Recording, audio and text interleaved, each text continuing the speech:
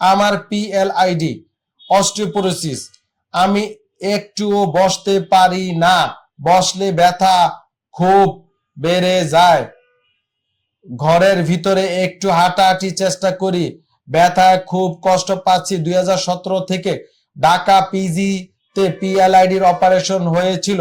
Doctor বলেছিল PLID L4-5 disk ফেটে যে বের হয়েছে, অপারেশন করলে সুস্থ হব।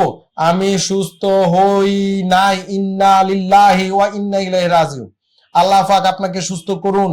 প্লিজ স্যার, আমি এখন কি করব জানাবেন। আল্লাহ পাক আপনার মঙ্গল স্বাস্থ্য সুস্বাস্থ্য কামনা করেন।